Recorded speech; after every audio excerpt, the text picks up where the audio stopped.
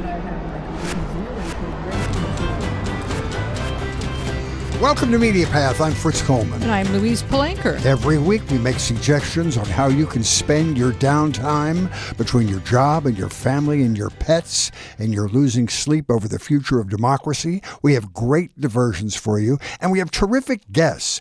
Guests so terrific we invite them back, like Gregg Michaud. Michael is one of the best Hollywood biographers. He did Inventing Troy Donahue, which was the subject of his last visit with us. He did a biography of Sal Mineo. He did Alan Seuss, A Funny Man. His first Mae West study was called Mae West Between the Covers, and a second one called Mae West Broadcast Muse. And his current book that we're going to talk about today is Mae West and Her Adonises. We're going to be right with Michael in a few minutes. Weezy, I have to do a little bragging for us. Please do. When we say welcome to Media Path at the top of the show, we're addressing an increasing number of viewers on our YouTube channel. That's really great news because you, Weezy, are working very hard every week on putting together these fantastic videos featuring visuals that really help tell the story of our guests and their great work. It's also exciting to see people discovering our back catalog in addition to enjoying new content. Here's what a few recent commenters have said. On a clip from our recent interview with Patrika Darbo, who was hysterical, discussing her character on Days of Our Lives, at Sandra Mays 8679 says, absolutely love this actress. Miss her so much on the show. Wish she'd come back again. But they do, don't they reincarnate themselves? She's coming back in October. Oh, she's coming back here in October? No, she's coming back on that. Okay. Yeah, on the show. That's great. Yeah. Then there was this chat with the incredible Dean Butler, about whom at GMA_love_you discloses he was one of my first TV crushes. Aww. And on a really wonderful interview we did way back in 2021 with the Righteous Brothers, Bill Medley, at Ted Timothy 9074 commented, I really enjoyed Bill's rendition of Unchained Melody and his kind thoughts about Bobby. Listen, thank you so much for watching. If you're new here, please subscribe and hit the bell for notifications. I don't know if Bill sings a note in Unchained Melody, but I'm sure he was there. What's that? Encouraging Bobby to sing. It's Bobby's song. I don't know if there's any harmony. Well, that's a piece of information people can look up on their own. Thank you so much for watching. If you're new here, please subscribe and hit the bell for notifications. And please continue to like and comment. We love seeing your responses to each episode. And we love all of our listeners and viewers wherever you enjoy Media Path. Weezy, what do you have for us? Oh, well, Fritz, we both have offerings this week involving police officers attempting to solve cases with significant pushback from superiors. Bad Monkey on Apple Plus is a 10-part series based on the Carl Hiaasen book of the same name. It's the story of Andrew Yancey, played by Vince Vaughn. He's on suspension from the Miami Police Department for using his car to ram a golf cart being operated by his girlfriend's husband into the marina. We all have off days. He's been demoted to health inspector in the Keys, but a tourist fishing boat catches a severed human arm wearing a wedding ring and proudly displaying a fully hoisted middle finger. A horrible accident and the effects of rigor mortis, or was a murder victim making one final point? Andrew believes that proving the latter will put him back in the department's better graces, and he sets forth on an investigation that turns up every exotic Florida man who's neck deep in drug smuggling, land theft, insurance fraud, and murder. The writing is fast, fun, and brutally funny, and if you are tuning in primarily for the monkey promised in the title, you will not be disappointed. Bad Monkey comes our way from Bill Lawrence, who brought us Ted Lasso and Shrinking. It's on Apple Plus, and it is highly enjoyable. Vince Vaughn is one of those guys where he doesn't even have to talk. He just makes me laugh. Yeah, but he talks a lot. So no, I know. But Wedding Crashers and all those funny roles he had. I'm glad to see him working. There was a long period of time when he didn't do much. Well, perhaps he was writing his memoirs. That could be what it is. All right, I'm going to do a great Netflix movie of British descent called Wicked Little Letters. This is a true story from the 1920s, taking place in a British coastal town of Littlehampton. The case was known at the time as the Little Hampton Letters and sometimes called the Seaside Mystery. A religiously devout British woman accuses a roguish Irish woman of sending hilariously crude letters laced with profanities to her and other women in the town. And a foul-mouthed Irish woman, Rose, is accused of being the culprit. Nosy ladies of the town set out to solve the mystery and discovered that all may not be as it seems, and the obvious perpetrator may not be the actual perpetrator. This movie is so funny in a very British way, but pardon me, you don't want to miss the lines because they overlap often, so we're recommending go with the subtitles. It stars Olivia Colman, one of the hottest British actors at the moment. She plays Edith Swan, who is the proper British lady that has lots of daddy issues, and Jessie Buckley plays the spiky Irish woman who is the focus of everyone's blame at first. It's a great show, laughs, and intrigue.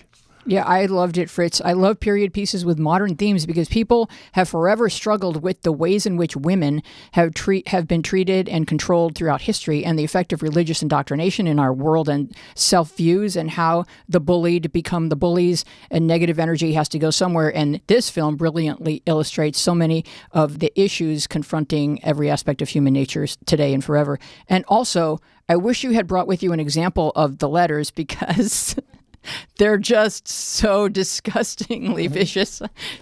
And you hear all these proper ladies reading them rather than being read. Yeah, it's fantastic. It's really good. It's a true story, and I love that. All right, here now, folks, is the biographer of the stars, Michael Gregg Michaud. Michael's most recent book is Mae West and Her Adonises. Her Adonises refer to the fact that Mae loaded her shows with male bodybuilders wearing mostly non-existent bikinis, and it was all the rage on stage in the Times. And Michael, we're so happy to have you back. We had great response from your first appearance here. Mae was a very smart businesswoman and realized that she could hook the ladies in, right, and drive them nuts by putting a lot of sex appeal into her shows, and just sort of built this. And when you look at it, she was kind of the precursor to Chippendales. And, that's right. When you get a lot of female estrogen in the room, magic happens. Right. Well, when she was considering putting together this act, she wanted to do something for the women. She said, men are coming to see me. And she had no intention of having the typical Las Vegas topless showgirls parading around behind her. And she said, these men are going to be bringing their wives or their girlfriends, and they have to have something to look at. So she threw together an act with titled muscle men who came out and flexed like they do in a bodybuilding contest. And she sang, I like to do all day what I do all night, as they surrounded her and posed. Another great song was Take It Easy, It'll Last Longer. And the women went wild. And Las Vegas had never seen anything like that, which is saying a lot. Well, Mae West was a writer and a producer and a performer. She knew that by carefully crafting her own image, she could best protect her brand. And so with men controlling the industry, her path would be blocked in one direction and she would just carve out another path. So she kind of knew that this was an opportunity to open up the permissions for people to be bawdy, for women to be saucy without being branded as, inappropriate or improper.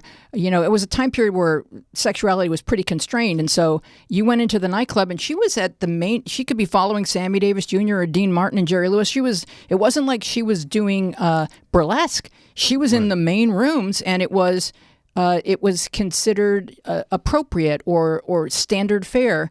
But it gave everyone sort of permission to be more sensual. Right. Well, the program, there was a very basic skit that the act centered around. But she would do 2 or 3 shows a night in Vegas, and each later show became a little more adult. Okay. So by the time the last show was playing, it was quite a bit different than the early show, but there were no children ever allowed in there anyway. But she played it. She really knew what she was doing. I think there were children created later that evening. Probably. She was born 131 years ago. Wow. And she made her first appearance as a performer on stage in 1900. She was 7 years old, and she sang a song called Movin' Day. And she said that being on stage was her first romance. And that was a medium that she loved. At that time, there was burlesque, there was vaudeville and Broadway. And she started in burlesque and vaudeville and moved up, into Broadway and then some national tours. She didn't make a movie until 1932, but she loved being on the stage. She loved the interaction with an audience. When the movie career slowed down and eventually stopped, she went right back to the stage. She really didn't care. She was happy to be rid of Hollywood. It made her internationally famous and very rich. But she went right back to the stage where she came from and spent most of the remaining years of her life on stage in some capacity. And the nightclub act was something that she hadn't really considered. Her manager, James Timoney, had thought that would be a wonderful idea. And he's the one who proposed that. Well, she had first gone out with her films, which was that unusual at the time, where she would make live appearances with her films in the 40s? That was actually in the 30s, 1933, 1938. It was not unusual for a headliner, the major star of a film. Usually New York was the primary stop, sometimes Chicago. But they would go out and promote the film by doing a very small sketch or something before the movie played.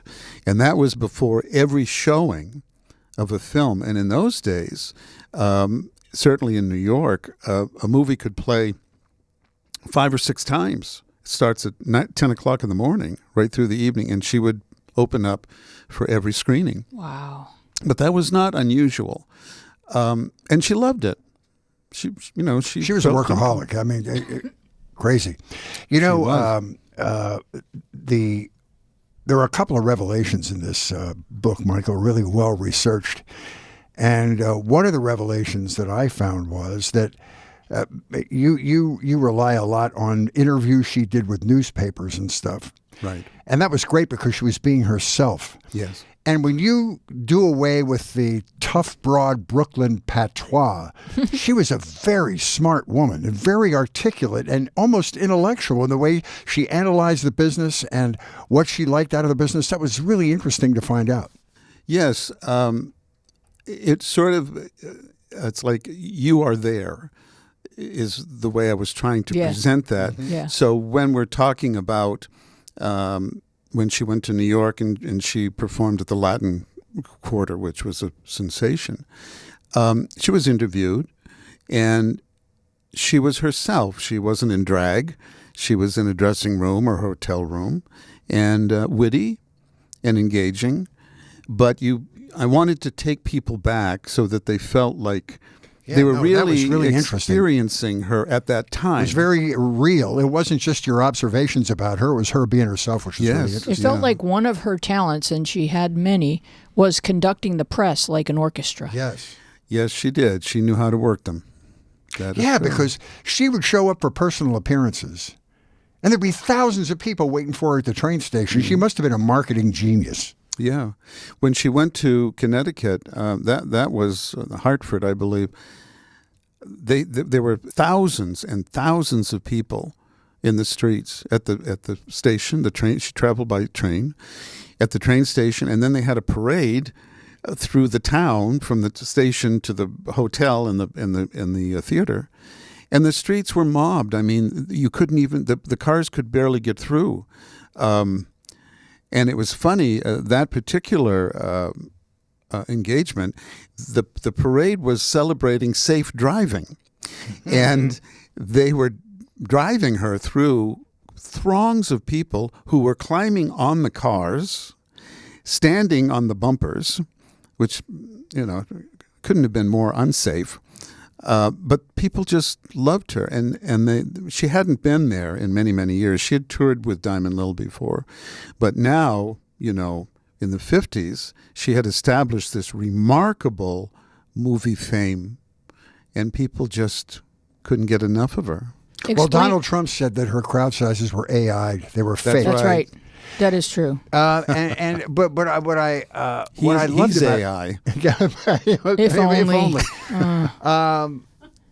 The beauty of her was she diversified. So you even talk about this in your book when the enthusiasm for her films began to wane a little bit. It seemed like her live performances increased. Even though her films were going down in popularity, thousands of people were still showing up for these shows, so she never really dropped out of the public consciousness. No, she worked constantly. When she was done with Hollywood, she did a play, Catherine Was Great, about the Empress of Russia. Michael Todd produced that show on Broadway, was successful and toured the country. Then she did Diamond Lil countless times. In 1947-48, she went to London and did it there for about 3 months. She did summer stock, a little bit of radio. But in the later years, I think she tired of living out of a trunk. So when her manager proposed this idea of going to Las Vegas, it was, now we have residencies all the time there where people are there for a month or two. This was the beginning of that, and she went for 2 weeks. That was the original idea. He wanted to build a hotel, Diamond Lil Hotel, and have her perform there. He passed away before that could happen, and her agents at William Morris encouraged her to pull this act together. So she went to Vegas, she said, to case the joint and find a hotel room. She ended up at in the Conga room at the Sarah Hotel that would be suitable for her act. And then she set about putting it together. It was very simple. It was the basic sketch that she had used, as you referred to earlier, when she was doing personal appearance tours to promote the movies in the 1930s. Well, let's stop there and talk a little bit about Diamond Lil and Catherine the Great of Russia. There were specific, because I don't know the plot points of those two.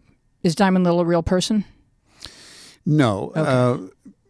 It's very much her, but it was an invention. Because she knew that she never wanted to be heartbroken. She never wanted to portray someone who was on the receiving end of any kind of heartbreak or despair. She wanted to play characters that were in control of their lives. So who was Diamond Lil and who was Catherine, so that we can understand who she enjoyed portraying?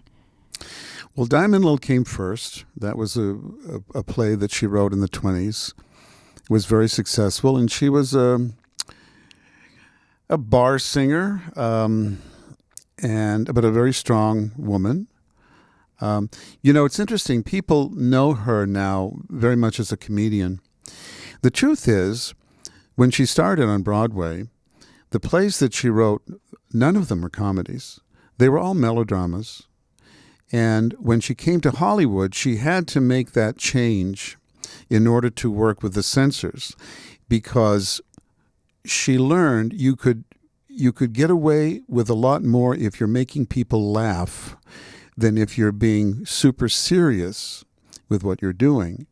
So Diamond Lil stayed very much a drama. Catherine the Great was the Empress of Russia with hundreds of lovers, and that was a real character, of course, but a very strong leader and someone who appealed to Mae West. Her curtain speech, Mae West said, Catherine had hundreds of lovers. I did the best I could in 3 hours. But that was funny. There was a lot of humor, much more humor in Catherine the Great. When the Turkish ambassador is announced, he's coming to see her, and she said, let him in and we'll talk turkey. But it was, it was a comedy. Diamond Lil, though, remained her. I mean, that was something she really claimed, and she worked very hard until the end of her life, preserving that character. And she felt that there was nothing, age was irrelevant in terms of that character. There was nothing not sexy about that character. Didn't matter the age. It had nothing to do with any of that. It was a presence. It was a sex personality that she used to talk about and write about. And it wasn't always the best-looking person or best-looking man that she thought was very sexy. It was a man who had a sex personality, something inside that bubbled. And she did that herself with Diamond Lil. I want to talk about her relationship with men because, as Weezy mentioned, she did not want to be controlled by anybody, particularly a man. She was married once, but every relationship after that you discuss in the book extensively, particularly some of these muscle men that she had, there were a couple guys that had repetitive dalliances with her. She controlled the circumstances there, and they didn't seem to be emotional. They were all sexual. Like if she wanted to get laid at 2:00 in the morning, she'd call this guy and say, come over to the room right now. And they were at her service. That's right. So it was a completely transactional relationship with her. And so did she have, I always look for the daddy issues. I mean, her father was a boxer or something. Was there something going on there that he tried to control her and she didn't want to repeat that? What was going on? Well, she adored her mom, but she did have issues with her father. She respected him and helped him until his death, but she was mad about her mom. She didn't talk about her father very much.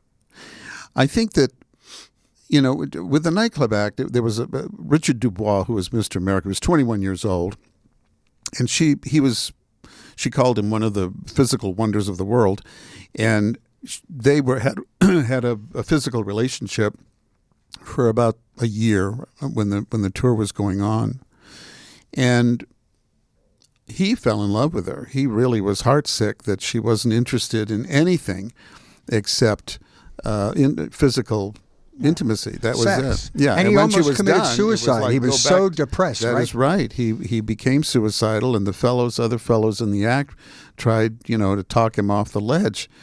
And he finally quit the show because he just couldn't handle it anymore. So we're all, according to your book, and probably the press at the time, all of the Adonises were completely in love with her, and either that's exaggerated or it's going to support the phenomenon that we see exhibited on The Bachelorette, where the center of attention becomes the ideal. So they become like the bachelors on The Bachelorette, where they're literally coming to blows over her. Yes. Was that accurate, or was that something that she sort of exaggerated for the sake of her press? Well, she certainly may have exaggerated that in her own autobiography. But the men were very infatuated with her. And they did come to blows. That was Mickey Hargitay and Chuck Krauser. And Chuck Krauser later changed his name to Paul Novak, and he became her lifetime companion after that. So you have to go into some detail about this squabble because it's fascinating, and it results in a court case because it gets extremely heated, and the press is there, and the flashbulbs are firing, and it's on. Plus, that's a good point, Weezy, and we should also describe that Mickey Hargitay is the father of Mariska Hargitay, who's been on Law & Order for 57 years. Right. And is her mother Jane Mansfield from Mickey Hargitay? That's correct. That's a fascinating story. Go ahead. It involves Jane Mansfield, who, like Mae West, anytime there's someone coming up who's maybe sensual and she sees the competition boy, she could just go in for it. With her dismissive attitudes towards anyone who's going to steal some of her thunder. Right. But this feud between these Adonises is like the meat of your book and what's going to make it a great movie. So do tell us what happens. Well, she never intended to really tour for long with this act. She thought she was going to be in Las Vegas a few weeks and that would be it. But it was so popular that it was booked into the biggest hotel showrooms around the country and toured. The muscle men would come and go. They would be in it for a month or two, and then something else would come up. Mickey Hargitay came into it to replace someone who was leaving. He was just one of the fellows at the beginning, but he was ambitious, and he expressed an interest in her, which she didn't return at all because he was married and had children, which she was aware of. And that wasn't her MO at all. And he appeared in the show, very beautiful man, and they were in New York, and he wasn't getting anywhere with her. And Jane Mansfield was appearing in a play. I think that was her first job, really, in New York. And she came to the show, and she saw him, and she wrote her number on a napkin and sent it to him and wanted to meet him after the show, which she did. And he went off with her and spent the night with her. And Mae West was enraged about that. I'm not sure that it was exactly jealousy because she wasn't really interested in him in that way.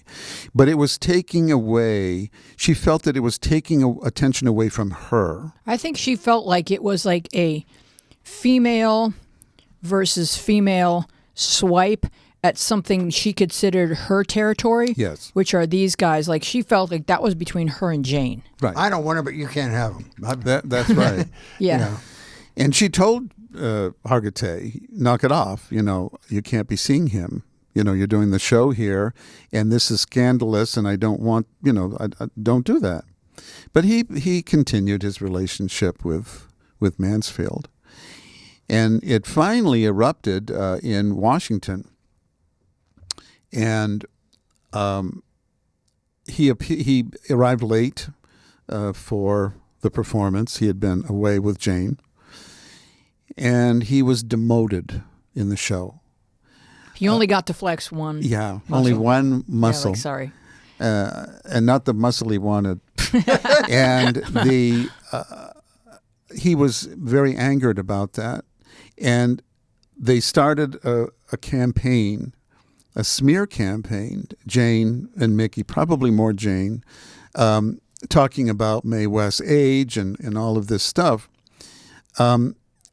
And that was the wrong wrong way to work So with Jane Mae would West. say things to the press like, oh, my mother really loved her. Right. Like all of these like not too subtle digs. Yeah.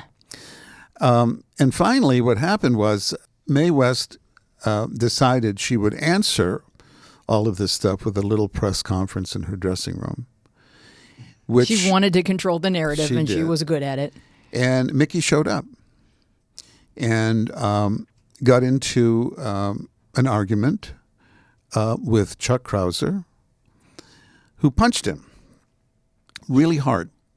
And suddenly the muscles are put into the muscles took over, Yeah. and it was quite a scene. She actually got knocked over in the fray. Wow. Hargitay Hargitay was out then, of course, of the show, but he went to the hospital and he said he had all these terrible injuries that would, interfere with his ability to earn a living, whatever that might have been. So they did. There was a court trial. He sued for his injuries, and the Chuck Krauser, who became Paul Novak, the statement that he wrote. It's so funny. It is hilarious, and it's all in his own. I mean, he won. I think he 1 or 2 finger typed that. He's almost educated. Almost, and he wrote a recap. His version of how this all happened and why he's not guilty of assaulting Mickey Hargitay, and that's in the book from start to finish.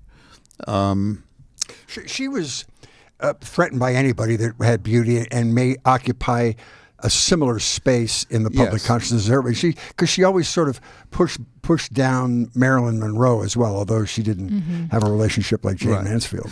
They didn't have an acrimonious relationship, but when Mae West was interviewed, as she's making this return in a new persona, this nightclub act. And you have to remind folks, she's in her 60s. Yes. And she's got all these muscle boys who are in their 20s completely mad for her. Right. It's craziness. Mm-hmm. Yeah. And so when she was interviewed to promote this nightclub act, they always asked her, what do you think about Marilyn Monroe? she wasn't quite as rough on her as she was on Jane Mansfield, but she was sort of shrugged it off and said that said that these women were all pretenders, that she came first. And I think that there's some truth in that, actually. I think that a lot of them. But a lot of folks, when they get to their 60s, recognize that it's an honor to have folks coming up that were inspired by you. It's not a threat. It's just the circle of life. Right. I think she was more flattered by female impersonators impersonating her rather than real competition. Drag people, I love that. Yeah.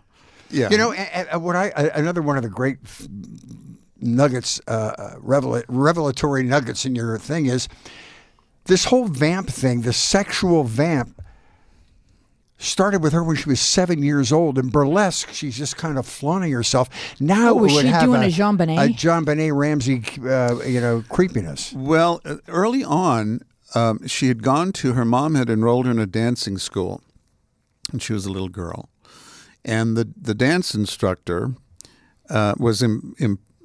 she says, was so impressed with her dancing skills that he entered her into this amateur contest at the Fulton Theater. And that was where she made her first appearance. Wait, with ladies? So this child is performing provocatively with she ladies? was, I don't know. Well, yeah, probably. She was dressed up and made up, and she was very, I mean, from the very beginning, she didn't walk out onto the stage until the spotlight found her, and she stood there and stamped her foot and demanded for the spotlight. And she's 7 years old. Yeah. And she went out and did this song, Movin' Day, and danced some sort of a dance. I'm not sure what it was.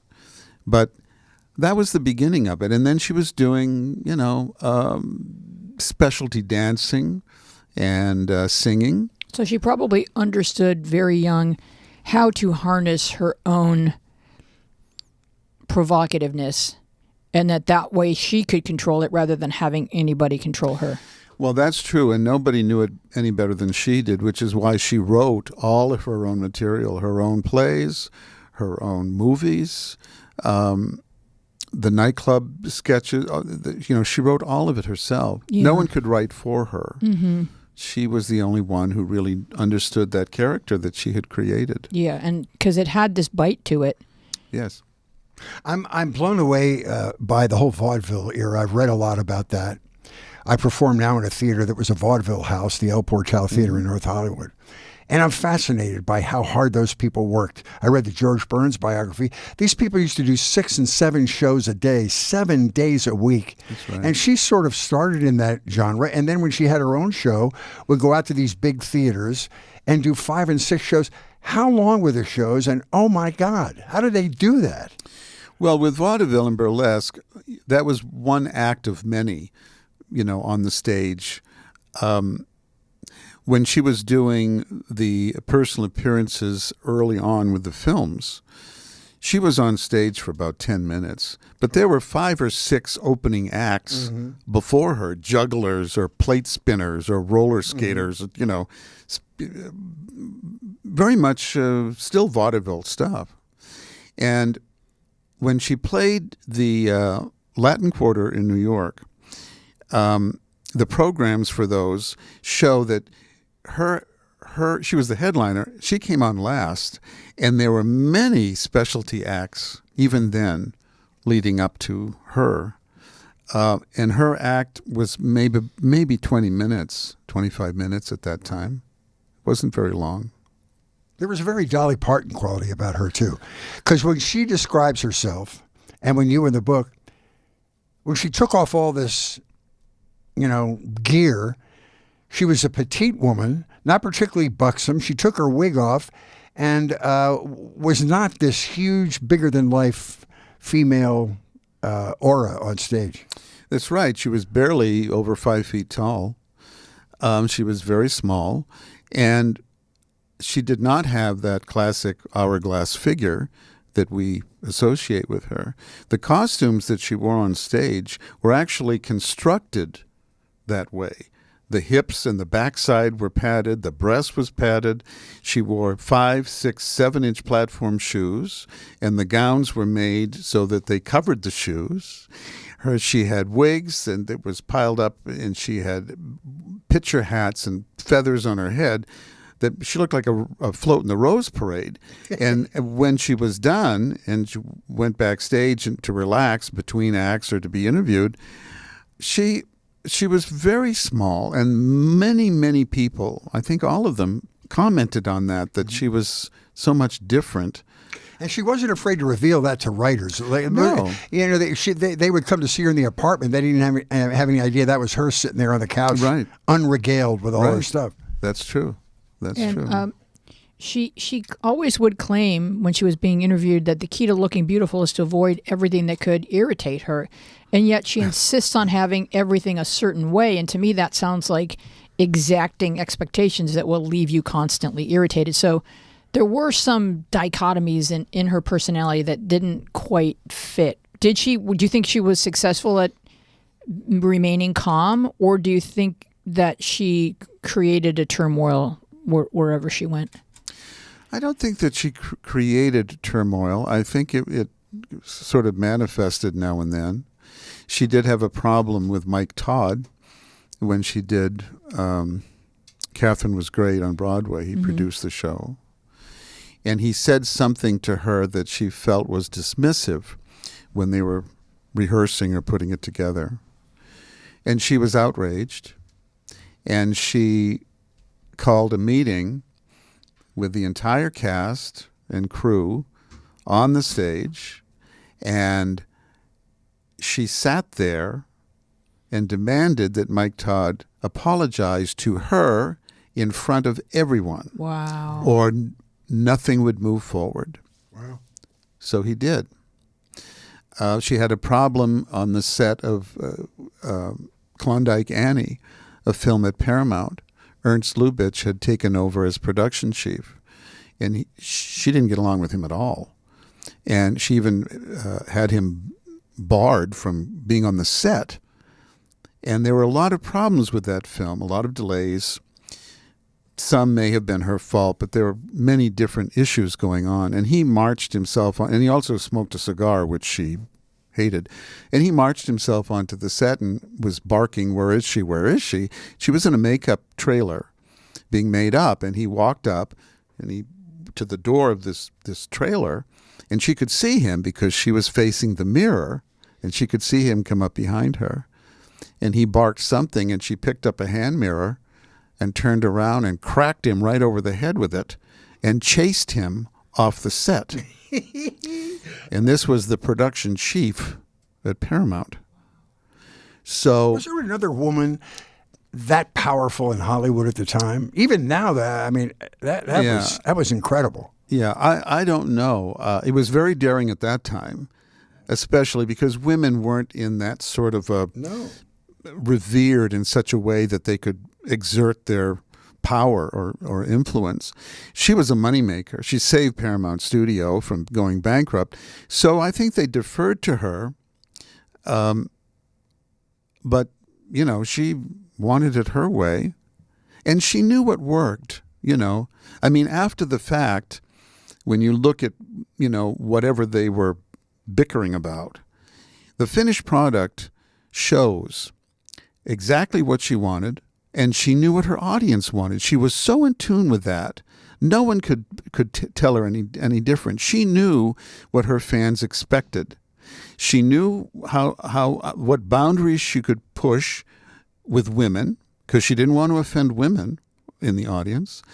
And she was I don't think anybody knew, that character so well. Also, even though she did several films, it was really the same character. The setting was different. The story was a bit different. But that character, which was sort of Diamond Lil, was steady all the way through. Do you think that she knew at the time when very few people were living open lives if they were LGBTQ plus, do you think that she knew that what she was doing was very appealing to gay men and that the Adonises were very appealing to gay men? Oh, yes. Yes, she did. How do we know she knew? Well, she loved gay men, and she wrote a play on Broadway called The Drag, which was about a drag ball. It was a little bit too hot for New York. It played out of town, but it starred drag queens. She did another play called Pleasure Man with drag performers on the stage. They were all arrested. Sex, she went to jail for that. She was accused of corrupting the morals of New York City. She went to prison, and she said it was the greatest achievement of her life. That's so interesting, because in your book you talk about the fact that she actually liked the boundaries of the code because she liked having something to push against. Yes. Yes, she did. And she knew how to work it. She knew that the critics, the censors, were determined to go after her. The longer her film career went, they really were gunning for her. So she would deliberately write lines in those film scripts that were truly outrageous. And she was giving that bait to the censors because they felt compelled to cut things out of the script. So they were cutting out the things that she didn't want in there in the first place. And she ended up with a screenplay just the way she wanted it from the beginning. And the censors were very self-congratulatory, thinking they had really taken care of her. And that is not at all the way it worked. George Slaughter said they did that on Laugh-In too, Fritzy, remember? Yeah. Like that was a game they learned how to play. You have to learn, milk that relationship with the censors. Yeah, distract them. Yeah. So do you think that any of the Adonises were actually in love with each other? I think that's... There were many gay bodybuilders in the act. I don't know, who was... I don't know who was, working out with who, but there were many gay bodybuilders in the act from the very beginning in 1954 until 1959 when she finished.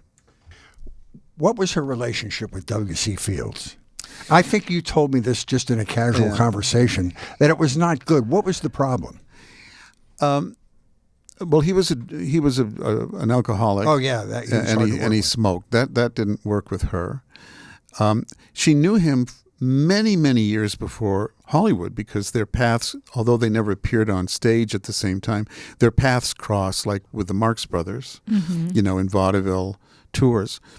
But when they proposed that she do a film with him, her career at Paramount was over, and his career at Paramount was over as well. A couple of years had passed, and Universal approached her and said that they are interested in doing a film with her and W.C. Fields. And it was a horse opera. And she said, "Whom do you have in mind to play the horse?" There were many different scripts that were presented. She finally came up with quite a good one. But Fields wanted to write his own scenes, which she let him do. And she had to sacrifice sole screenwriting credit as a result of that, which annoyed her. And he would not rehearse. He liked to use hunks of his vaudeville act in movies. Yes, he did. Pre-tested comedy stuff. He would just take a chunk from his... Right. And she didn't like ad-libbing. She really was a stickler for being well-rehearsed, and he wasn't very good about that. She actually had him thrown off the set at Universal. He came on drunk, and she had a stipulation in her contract that if he was drunk, he couldn't be there working with her, and she had him thrown off the lot. It's a shame because the film is very good. My Little Chickadee. Yeah, My Little Chickadee. It's a very funny film. They did work well together, it seemed. And it annoyed her no end that was the movie that so many people continued to ask her about, and she really didn't like him. Oh, yeah. But the picture was successful. She was offered a 3-picture contract at Universal as a result of that film. So was he. She turned it down because she was afraid that they were going to try to stick him. Yeah, make them do the films together. Yeah. Oh God! So he took the contract, and he did make the last few movies in his career were made at Universal. Let's talk about Louise Beavers. She's a very interesting person in this time period, isn't she? Yes, Louise was a black actress, very good friend of Mae West, and she played Beulah, the maid, in the Nightclub act. And there were many places at that time, Las Vegas was one of them that was segregated. And she couldn't stay in the same hotel as the other performers. And Mae West rented a very beautiful house for her and her husband in Las Vegas. And any city that they played in, that she wasn't allowed to be in the hotel, Mae West found very, very nice accommodations for her. And there were numerous times when they were traveling between engagements or from a hotel to the venue, from the house to the hotel to the venue. Louise rode in the car with Mae West. She was the only person who could ride with her. And she would act in the bits and also do her house. She was like her housekeeper too, right? At one time she was. Yeah. Wow. She was. So do you think it was a real friendship? I believe it was. Yeah, I believe it was. She was very respectful of her. You know, Mae West spent a lot of time at the Cotton Club in New York very early on. And some of these people performed there or worked there. And she had a real appreciation, a real love for that. You know, Duke Ellington, when they were doing Belle of the 90s, 1934, she wanted Duke Ellington to do the score for the film and perform in the film. And Paramount said, well, we'll get someone else to do that because we can't use him. And she said, then we're not doing it. He's in the movie, or we're not doing it. So he was. Was that total racism? Or was Yes, very much. Wow. Yeah. They didn't rarely did they mix black and white people in a white picture, whatever that really means. I'm No Angel is a great example of that, where she plays Tyra, the circus queen, and she has black maids around her. And it was very interesting because the scenes of them all together, it's like girlfriends talking. She didn't talk down to them. She sang and danced with them in the room, and they talked about men like girlfriends, like equals. Yeah. Wow. In 1938, when she did Every Day's a Holiday, she wanted Louis Armstrong in the film, and that was a problem. But she got him in. So I think she was, you know, she had a love for, I think she also had a real love for any minority group, really. Anyone who was put down, you know, she defended, she was very charitable, and she made donations to numerous charities that supported minority rights. And but I do think she was genuinely very good friends with Louise. There are so many interesting tidbits. Her father was a boxer, but she was a great enthusiast for the pugilistic arts. And whatever town she would go to, if there was a boxing match, she would go to it. Yes. And I love your descriptions in the book about she knew all the moves and the hooks and the thing. You know, I felt like I was watching one of those play-by-play guys. Yeah. She really knew the sport. She did. Her dad was a bare-fisted knuckle street fighter, and which is pretty tough. But she grew up in that environment with his friends who are all fighters or former fighters, and she loved boxing matches and wrestling. When she moved to Hollywood, she rarely spent time with Hollywood people. She wasn't interested in them. When she went out at night, she didn't go to the nightclubs. She went to the Olympic Auditorium for boxing matches. Okay. And when she traveled around, you're absolutely right. When she was traveling on the road, she would go to boxing matches in San Francisco or New York or wherever she was. And many of these boxers she knew and was very good friends with. And she also really loved going to the zoo. She loved animals. Yeah. She did love the zoo. She loved animals. She tried to talk one of the zoos into selling one of their monkeys to her. And she ended up having monkeys later in life. spider monkeys, but she loved animals. She controlled her own environment. You know, she was the boss of all these people, the Adonises and everybody else.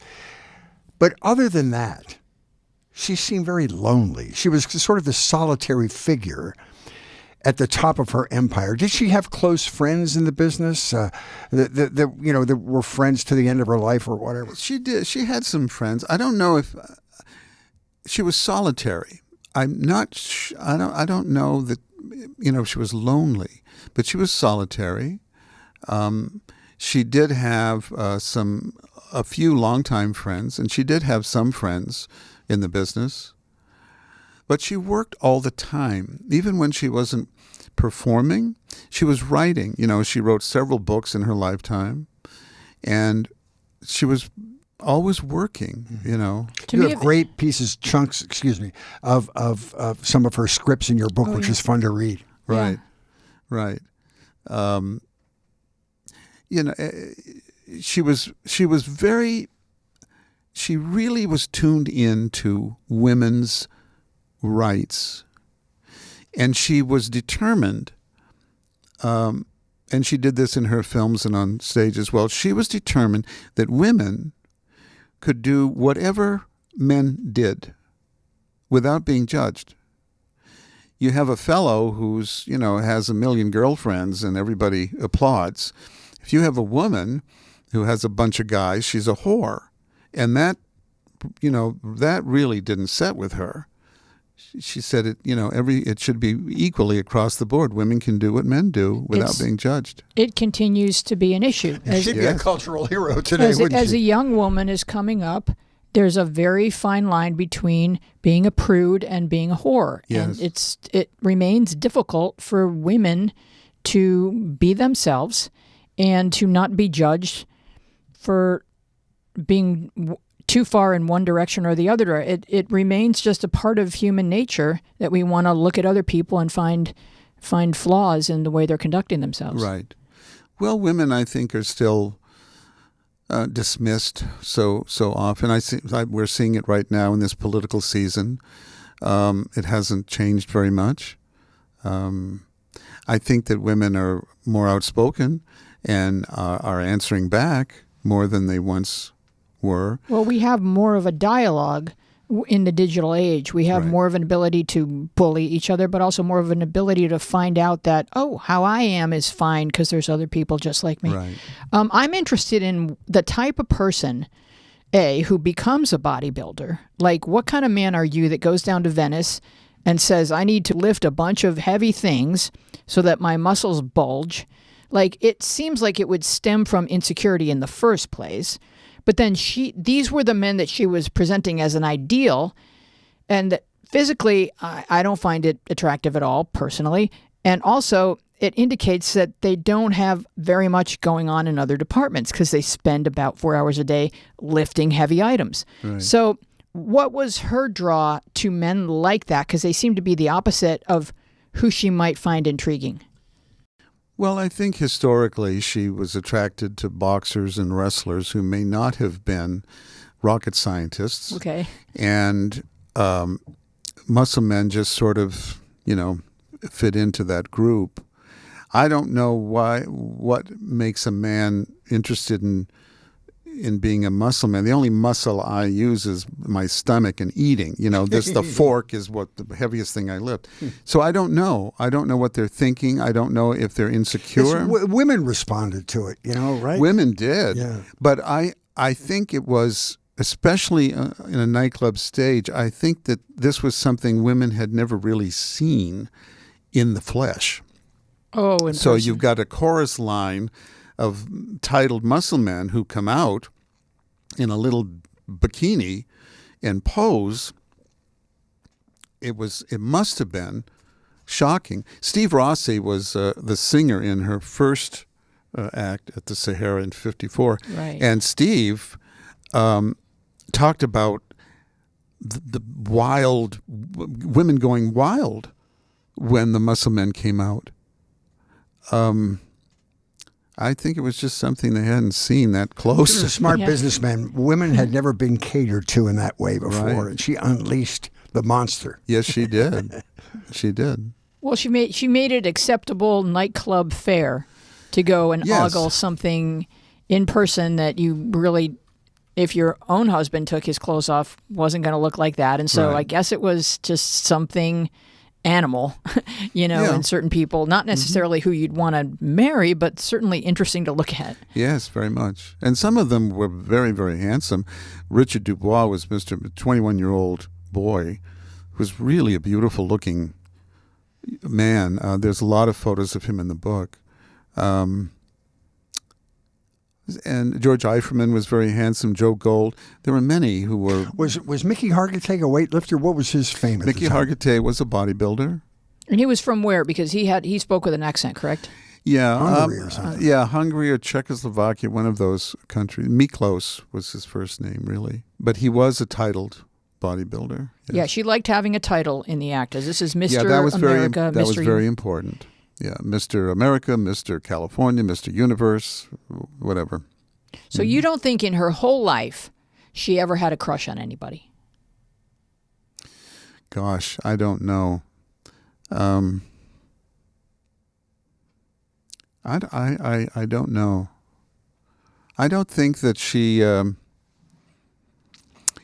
her, the few times she addressed a question about marriage or children, she always said that it was a distraction, that it would have been a terrible distraction because she was the center of her own universe. She didn't want to have to put anyone else first. No, she didn't want a man to take care of a man, and she didn't want to take care of children. She liked kids, but she didn't want that sort of beautiful burden. I think for her, and this should be the case for all of us, she carved out exactly the life that she wanted to live.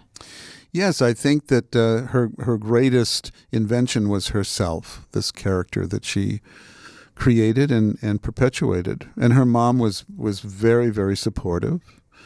She was a tough woman who worked at the Gangster Hotel in the Hastings Hotel in New York, where Lucky Luciano stayed and Al Capone.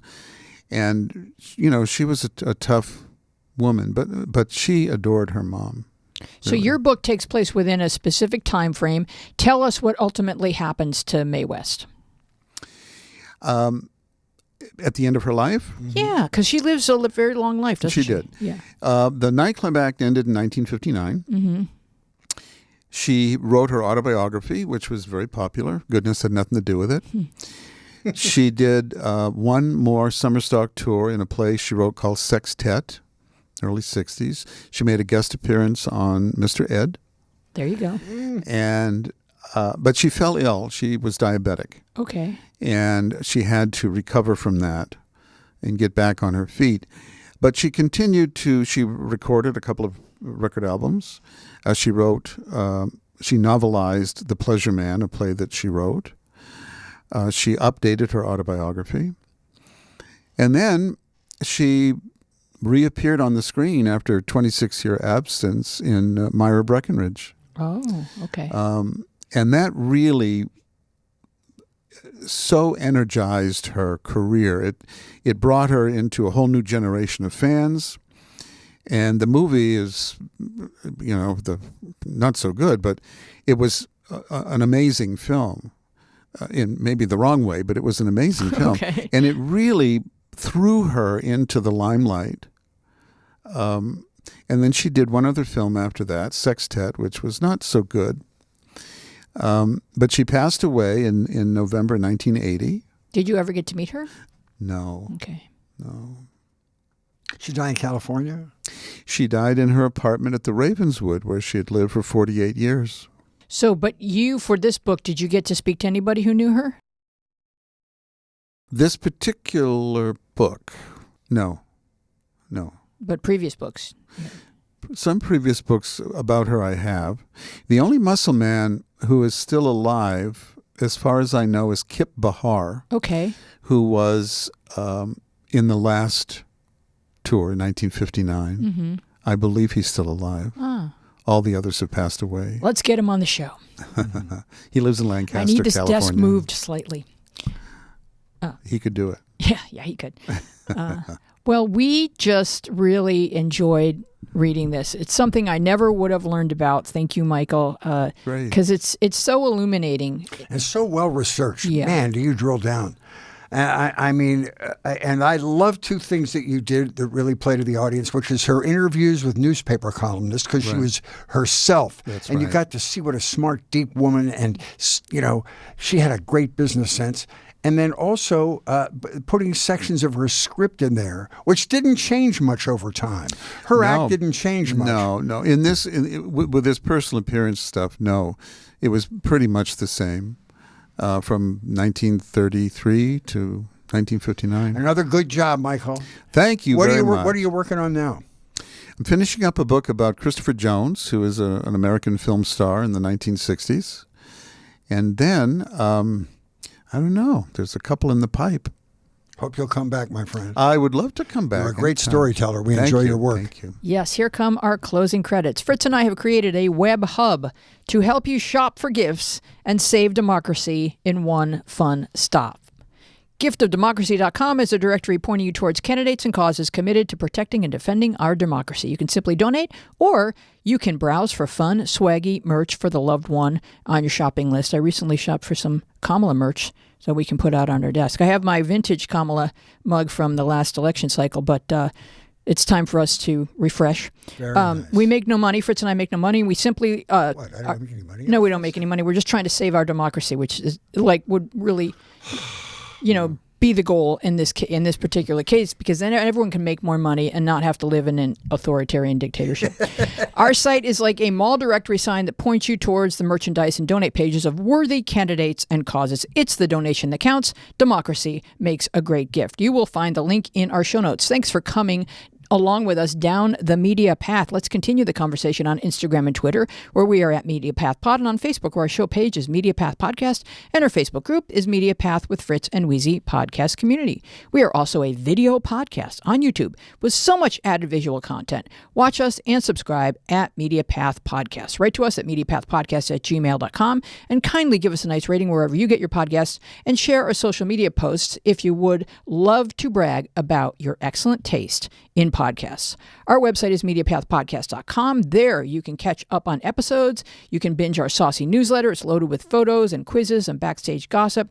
And we want to thank our wonderful guests, Michael Gregg Michaud. Our team includes producer Dina Friedman, John Maddox, Bill Filipiak, Mason Brown, Garrett Arch, Raf Rusak, Jordan Reyes, Nick Broussard, and you. Our theme music is by me and John Maddox. I'm Louise Palanker, here with Fritz Coleman. Be well and wise, and we will see you along the media path. That was good. Did you enjoy yourself? Oh, you were perfect. Absolutely perfect. Yeah.